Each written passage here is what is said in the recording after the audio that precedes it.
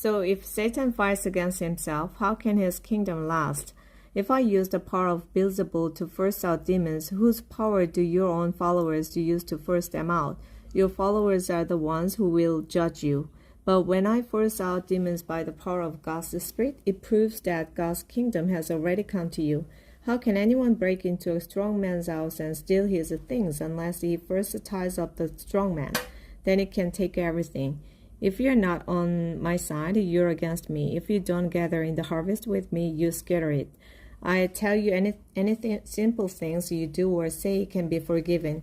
Even if you speak against the Son of Man, you can be forgiven. But if you speak against the Holy Spirit, you can never be forgiven, either in this life or in the life to come. A good tree produces good fruit, and a bad tree produces bad fruit. You can tell what a tree is like by the fruit it produces. You're a bunch of evil snakes, so how can you say anything good? Your words show what is in your hearts.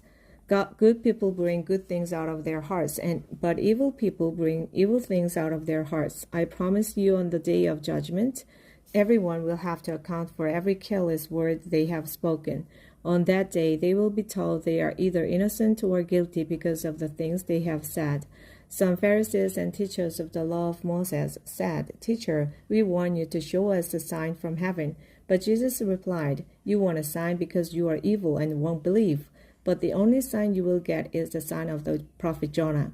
He was in the stomach of a big fish for 3 days and nights, just as the Son of Man will be deep in the earth for 3 days and nights. On the day of judgment, the people of Nineveh will stand there with you and condemn you. They turned to God when Jonah preached, and yet here is something far greater than Jonah. The queen of the south will also stand there with you and condemn you. She traveled a long way to hear Solomon's wisdom, and yet here is something much greater than Solomon. When an evil spirit leaves a person, it travels through the desert looking for a place to rest.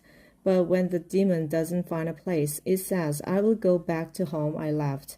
When it gets there and finds the place empty, clean, and neat, it goes off and finds 7 other evil spirits even worse than itself. They all come and make their home there, and the person ends up in worse shape than before.